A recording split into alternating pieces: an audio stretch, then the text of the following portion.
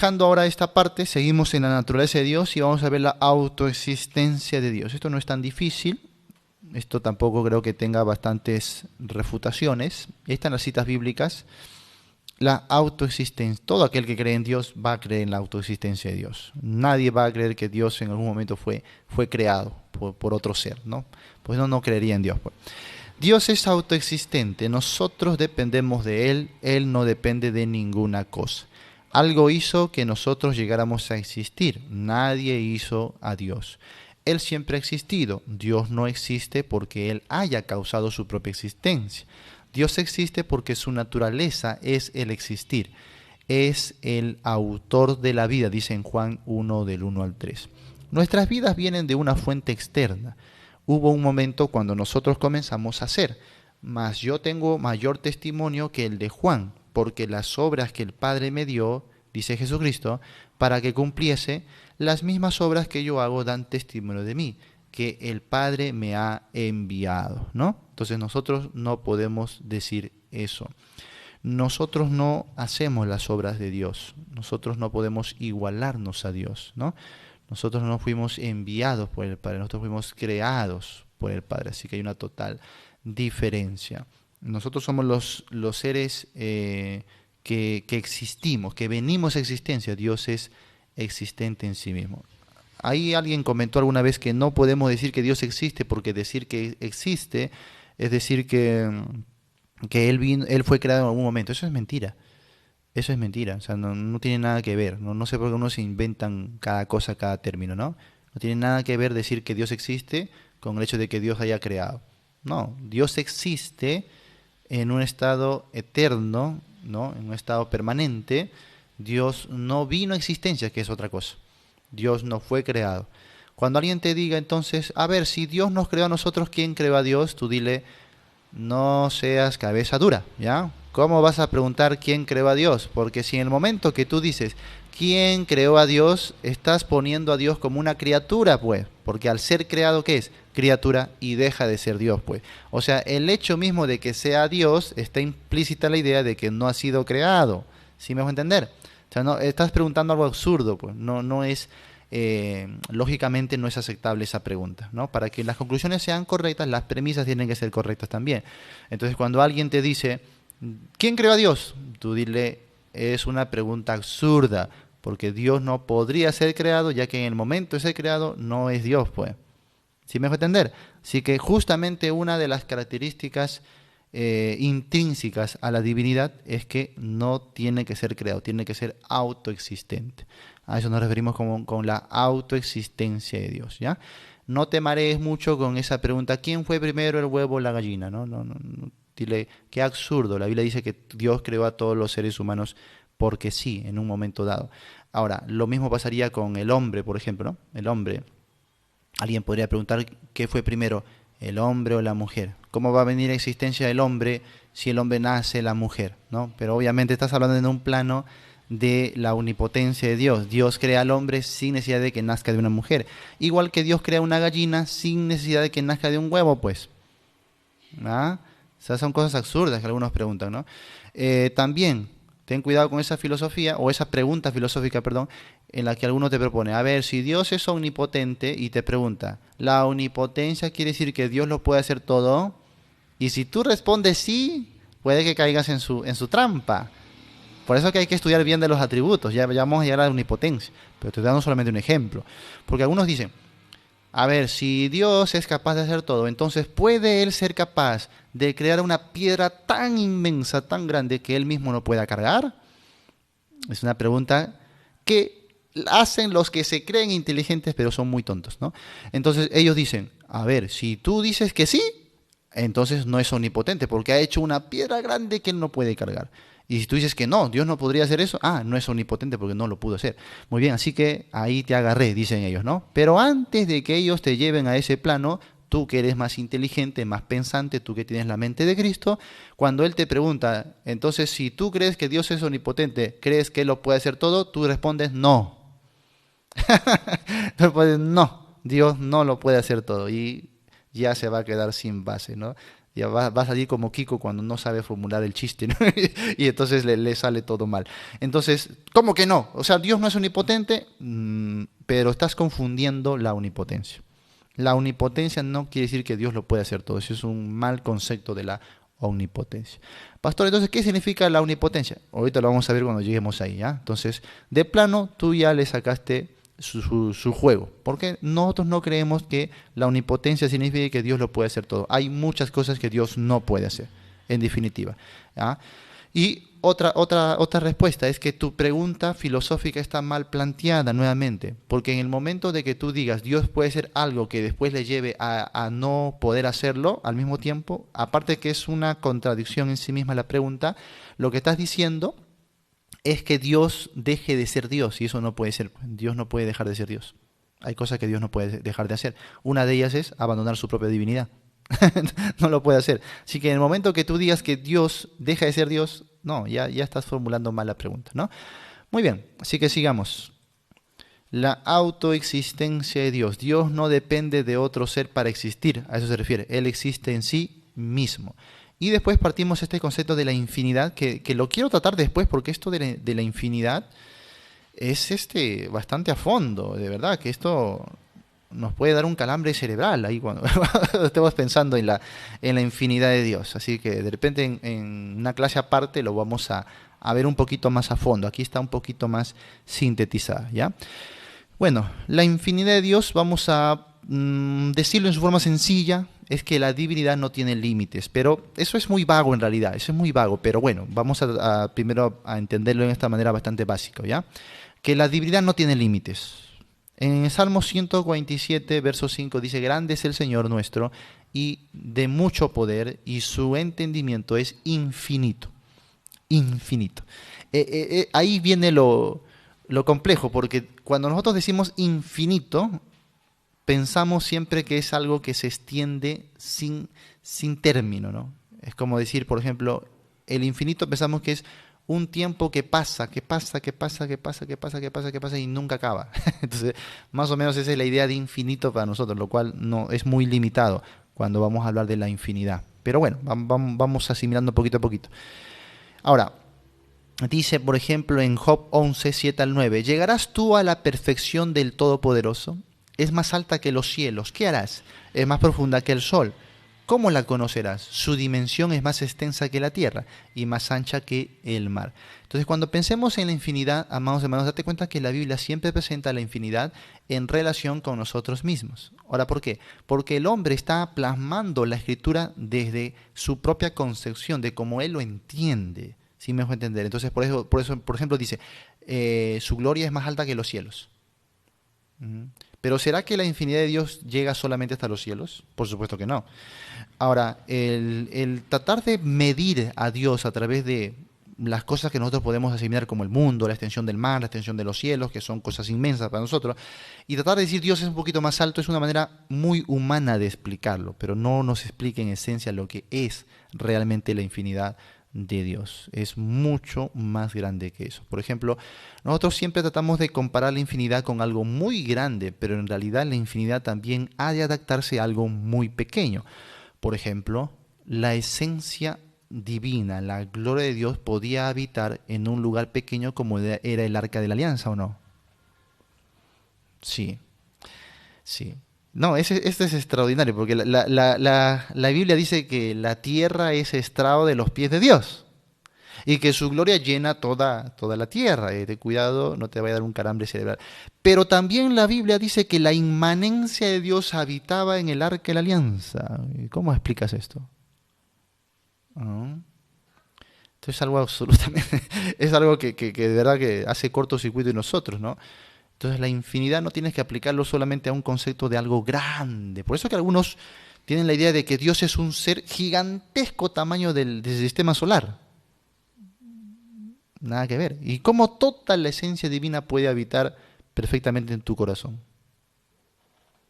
Es algo que nos rompe la cabeza. ¿Cómo es que Dios en toda su gloria, en toda su inmanencia, puede morar dentro de mi corazón? ¿no? Entonces, la infinidad no es tan, digamos, tan sencilla de asimilar o de entender y tampoco de explicar.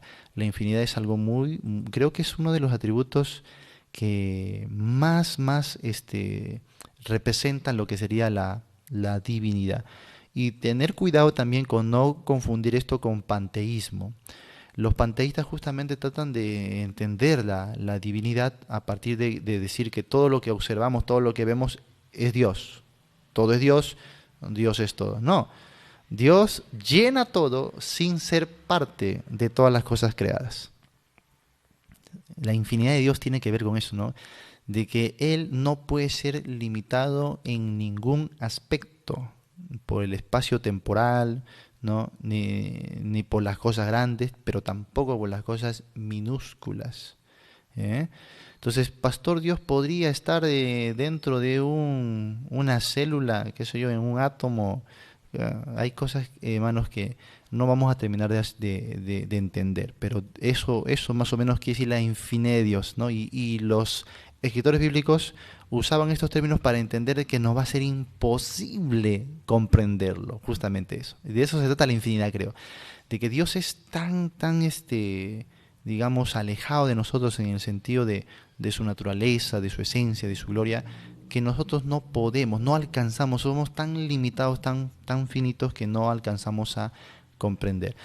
Lo único que nosotros podamos comprender de Dios es lo poco que Él nos ha revelado de sí mismo y en nuestros propios términos, porque si Dios nos explica en sus términos, hermano, nos explotaría la cabeza. Así de simple, no lo vamos a asimilar en ningún aspecto. Jesús dijo algo como esto cuando le habló a Nicodemo, y Jesús quería ser bastante básico con Nicodemo, ¿no? Bastante básico. Entonces le dice: Nicodemo, el que nace del agua y del espíritu es del Dios. Si alguien no nace del espíritu, no puede entrar en el reino de los cielos.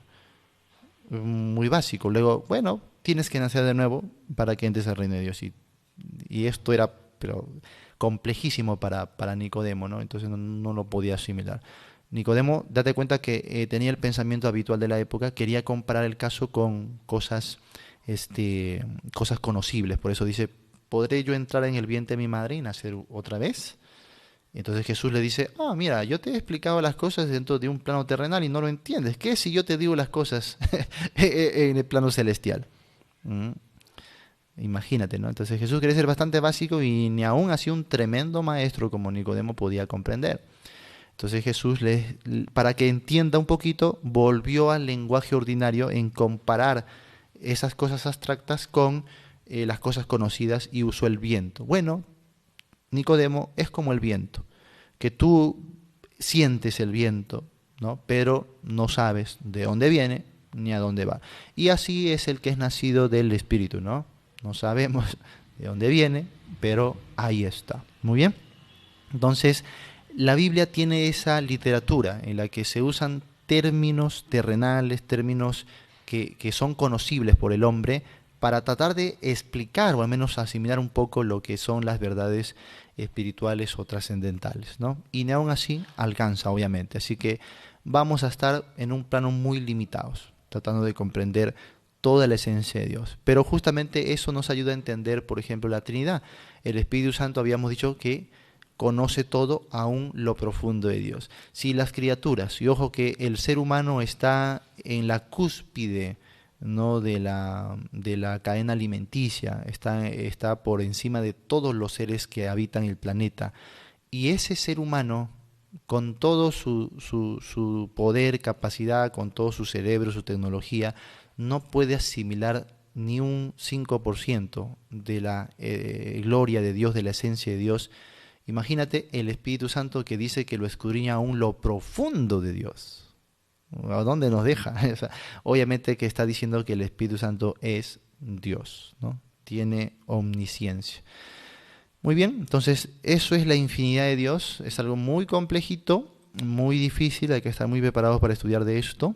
Romanos 11:33. Es más, los mismos escritores de la Biblia no se atrevieron a definir esto. Simplemente ellos, lo único que les quedó por hacer es alabar a Dios por esto, como lo hace Pablo en Romanos capítulo 11, 33. Oh profundidad de las riquezas de la sabiduría y de la ciencia de Dios, cuán insondables son sus juicios e inescrutables sus caminos. Insondables, se habla de cuando uno echaba una sonda en el mar para medirla.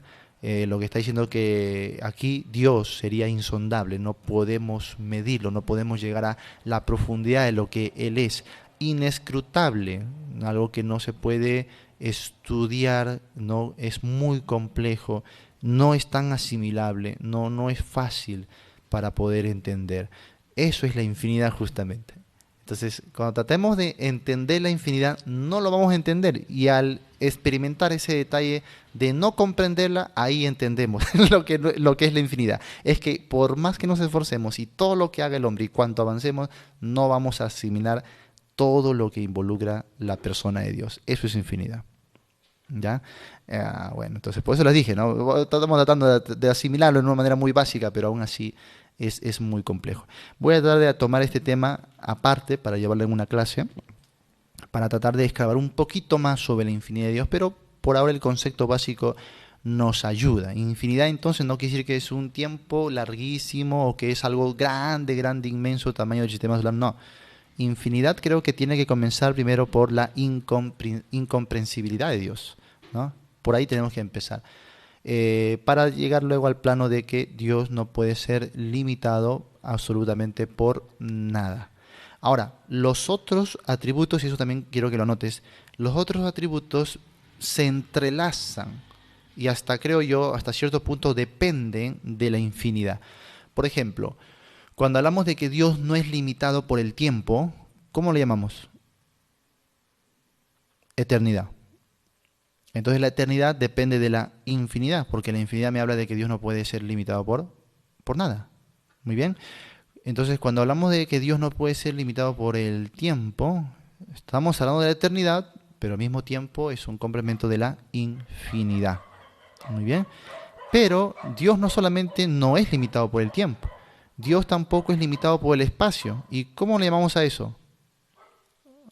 Omnipresencia. Dios no es limitado por el espacio. Omnipresencia. Pero la omnipresencia entonces depende también de la infinidad. Porque la infinidad hace que Dios no sea limitado por nada, si me dejo entender.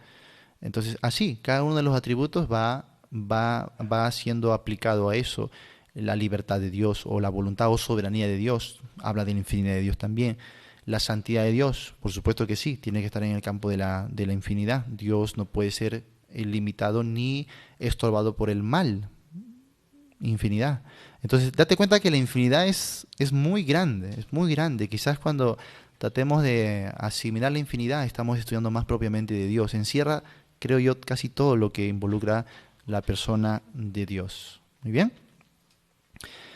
Y bueno, esto es una de las cosas que más me entusiasmó estudiar, que siempre me emociona estudiar de los atributos de Dios. Y por más que uno va descubriendo y descubriendo, uno se da cuenta de que le falta todavía más y escarbar más. Y mientras más aprendes, más te das cuenta que necesitas saber.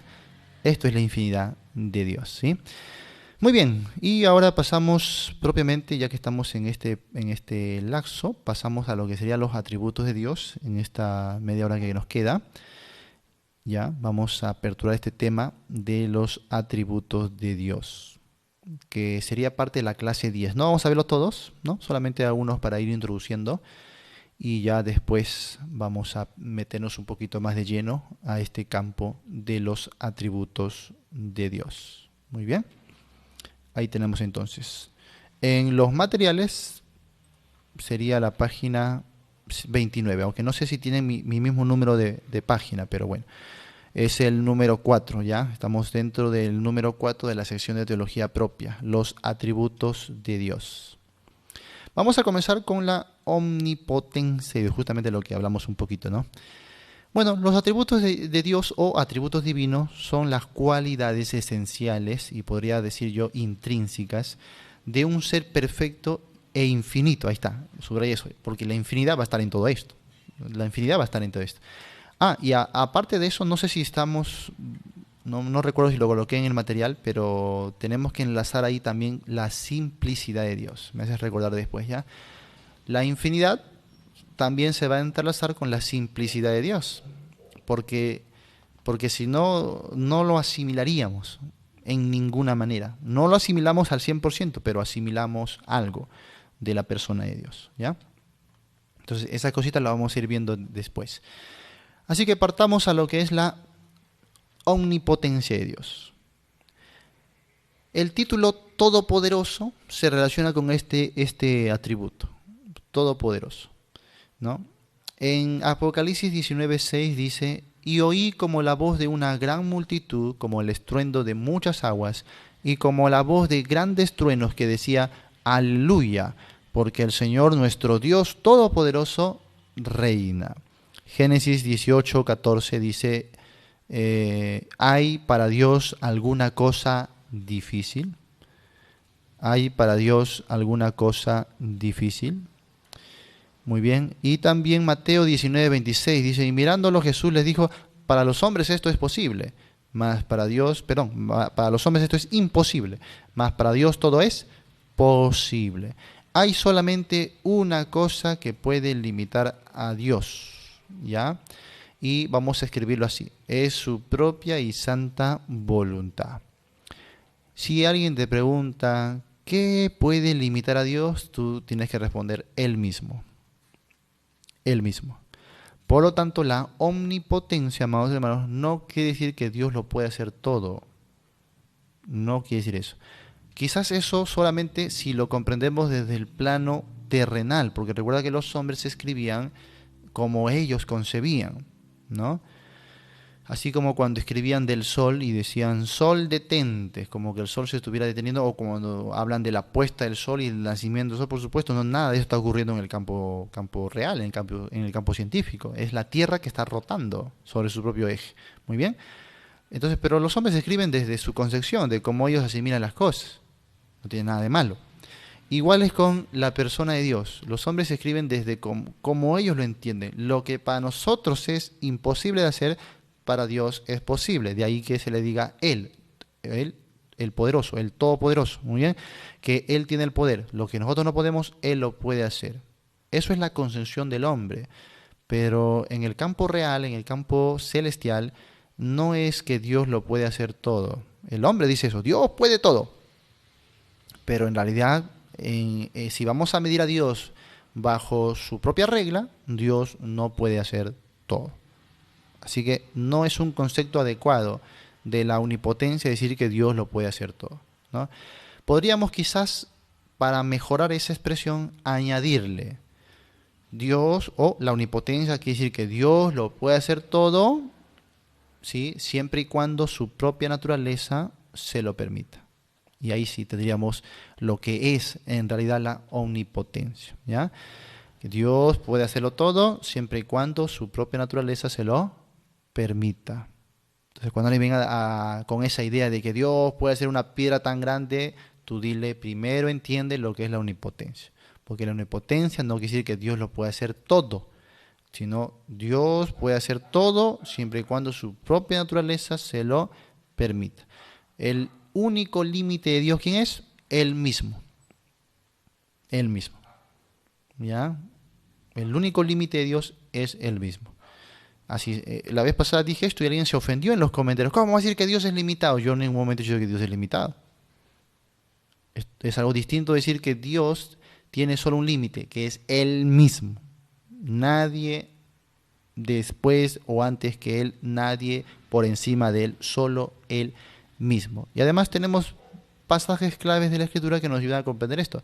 Por ejemplo, la Biblia dice que Dios no puede ser tentado por el mal, ¿o no? No puede. La Biblia dice que Dios no puede pecar, ¿o no? Sí, Dios no puede pecar. La Biblia dice que Dios no puede mentir, ¿o no? Sí, no puede mentir. La Biblia dice que Dios no puede negarse a sí mismo, ¿o no? Sí, la Biblia dice que Dios no se puede negar a sí mismo. La Biblia dice que Dios no puede habitar en tinieblas, ¿o no? Sí, ¿ves? O sea, Dios no puede hacer cosas que contradigan su propia naturaleza. Dios no podría entrar en contradicción con sus atributos. Como alguien una vez pregunta: pero si Dios aborrece el mal, ¿por qué simplemente no perdona a todos y ya está, todos los hace perfectos? No puede, ¿por qué? Porque contradeciría sus otros atributos de santidad, de justicia. ¿Ah? Entonces Dios puede perdonar el pecado, sí, pero sin contradecir su atributo de justicia. ¿Sí me dejo entender? Entonces Dios va a obrar con todos sus atributos en perfecta armonía. Ningún atributo va a prevalecer sobre los demás. Ningún atributo va a ser más importante que otro y ningún atributo va a contradecir a los demás atributos. Y cuando usted trate de prevalecer uno de los atributos de Dios por encima de los demás, usted va a entrar en herejía. Por ejemplo, los que ponen al atributo de la santidad por encima de los otros atributos de Dios se vuelven legalistas. Y van a estar siempre con, sin santidad nadie verá a Dios. Mira cómo te portas, mira cómo te vistes, mira cómo te peinas, si te maquillas o no, porque sin santidad. Y se van a volver juiciosos de sus hermanos, van a estar juzgando a todo el mundo, ¿no? Porque exaltan más la santidad que los demás atributos. Ahora, los que exaltan más el amor por encima de los otros atributos, en vez de legalistas se van a poner liberales. Bueno, hagamos lo que queramos, total Dios es Dios de amor. Él no nos va a enviar al infierno, si Él nos ama tanto. Así vino un testigo a mi puerta, ¿no? El infierno no existe, eso es una mentira. Y yo digo, ¿por qué no crees en el infierno? Y me dijo, porque yo creo en un Dios de amor, Dios es amoroso, ¿cómo nos va a enviar al infierno? Me dice. Y entonces yo tuve que sacarle, bueno, tiene razón, Dios es Dios de amor, pero también tiene estos otros atributos.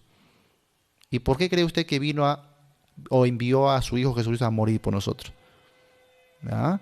Entonces Dios obra en sus atributos con perfecta armonía. Bueno, entonces exaltar la santidad, legalista. Exaltar el amor, liberales. Exaltar la soberanía. Por ejemplo, los calvinistas. Te vuelve un fatalista. Exaltar la soberanía te vuelve un fatalista. ¿Por qué? Porque algunos piensan que si Dios es soberano puede hacer lo que se le venga en gana. ¿Será cierto eso de la soberanía? No. Así como la omnipotencia lo están entendiendo mal, y ya veremos eso cuando lleguemos a la soberanía. Entonces, cuando tú exaltas mucho la soberanía, te vuelves o libertino también, o te vuelves dogmático. Por ejemplo, los que creen en dones de lenguas el día de hoy. ¿Por qué creen en los dones de lenguas? Porque dicen, Dios puede hacer lo que quiera. Si quiere darnos dones de lenguas, lo puede hacer. Se acabó, ¿no? Los calvinistas que dicen Dios puede elegir de antemano antes de crear al hombre a quién va a ser salvo y quién va a ser condenado. Y tú no tienes derecho a decirle nada porque Él es soberano. Herejía, porque la Biblia no enseña eso. Entonces date cuenta, hermano, que exaltar siempre un atributo por encima de los otros atributos nos va a llevar a la herejía. ¿Qué debemos hacer entonces? Es contemplar todos los atributos de Dios, pero en perfecta armonía. No exaltar ningún atributo por encima de otro. Y alguien comparó esto, por ejemplo, con ver un arco iris. Para que sea arco iris, ¿qué se necesita? ¿De un color o de muchos colores? ¿Un color más que los demás o todos en perfecta armonía? Alguien también lo comparó esto con ver una obra, un cuadro de pintura, ¿no? Muy bonita. Si a usted le mostraran solamente una fracción de la obra, ¿usted podría apreciar la belleza de la obra? ¿Han visto las obras de Picasso, por ejemplo? Usted podría apreciar la obra, ya, la belleza y sobre todo podría entender el mensaje de esa obra si usted ve solamente una pequeña fracción de la obra o necesitaría ver toda la obra, el cuadro completo. Es así también con los atributos de Dios. Si nosotros queremos comparar, contemplar solo una parte, no vamos a entender el todo y por lo tanto si no entendemos a Dios en su esencia, a Dios en su todo, no vamos a entender su obra tampoco. ¿Por qué Él hace como lo que hace, por qué hace o cómo lo hace? No lo vamos a entender, si te das cuenta. Así que hay que tener las cosas como que realmente lo son. ¿Ya? Cuando hablamos de la omnipotencia de Dios, hay que tener cuidado de no llevar eso a un plano que contradiga sus otros atributos. Como alguien también dijo, ¿no? De acuerdo que creo que Daniel Ubel lo dijo cuando le plantearon esa pregunta. Dios es tan poderoso y él puede hacer algo o una piedra tan grande que él mismo no pueda cargar. Y él dijo, no, sin ningún problema. ¿Y por qué? Le dijeron. Porque mi Dios no es tonto. ¿Para qué va a ser una piedra tan grande que él no pueda cargar? Dice, ¿no? Entonces, date cuenta, ¿no? Nos sirve de mucho saber esto, ¿eh? Entender que Dios obra en sus perfectos atributos. No va a contradecir sus atributos. Cada cosa que él ejerza lo va a hacer en plena armonía con todos sus atributos. Muy bien, y confía en eso. Confía, como alguien dijo también, ¿no? Cuando no entiendas lo que hace Dios, solamente confía en quién es Él, en cómo es Él. Y punto. Muy bien. Dios tiene poder sobre la naturaleza, hablando de este campo de la omnipotencia y mirándolo desde la perspectiva nuestra. Por ejemplo, ¿nosotros tenemos poder sobre la naturaleza? No, pero Dios sí. Dios sí tiene poder sobre la naturaleza, ¿no? Salmo 33, 6 al 9 dice, por la palabra de Jehová fueron hechos los cielos y todo el ejército de ellos por el aliento de su boca. La junta como montón las aguas del mar. Él pone en depósitos los abismos. Tema a Jehová toda la tierra. Teman delante de él todos los habitantes del mundo. Porque él dijo y fue hecho. Él mandó y existió.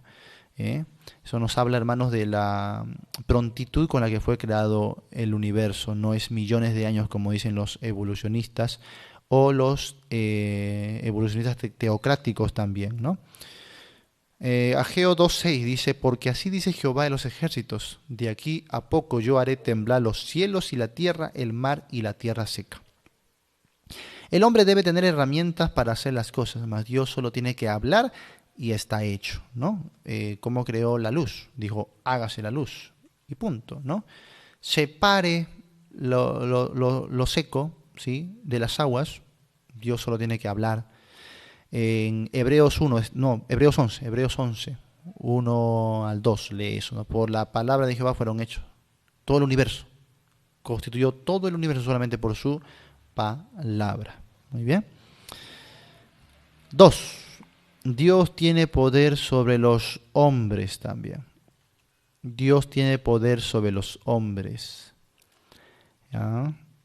Santiago 4:12 al 15 dice, uno solo es el dador de la ley que puede salvar y perder, pero tú, ¿quién eres para que juzgues a otro? Vamos ahora a lo que decís hoy y mañana iremos a tal ciudad y estaremos allá un año y traficaremos, esto es negociaremos y ganaremos. Cuando no sabéis lo que será mañana, ¿por qué es vuestra vida? Porque ¿qué es vuestra vida? Ciertamente es neblina que se aparece por un poco de tiempo y luego se desvanece. Así que en lugar de lo cual deberías decir, dice, si el Señor quiere, viviremos o haremos esto o aquello. El Señor está en perfecto control y poder sobre los hombres. También Dios tiene poder sobre los ángeles. Daniel 4:35. Todos los habitantes de la tierra son considerados como nada, y Él hace según su voluntad en el ejército del cielo y en los habitantes de la tierra, y no hay quien detenga su mano y le diga, ¿qué haces? Dios tiene completo control sobre los ángeles. Muy bien, también Dios tiene poder sobre Satanás. En Job 1.12 y el 2.6 notamos que Satanás está sometido a Dios, ¿no? Sometido a Dios. Nosotros sabemos el fin de Satanás. ¿Por qué? Mira lo que dice Romanos 16:20. Y el Dios de paz aplastará en breve a Satanás bajo vuestros pies. En Apocalipsis 20 también nos dice, ¿no? Prendió al dragón, la serpiente antigua, que es el diablo y Satanás, y lo ató por 1000 años.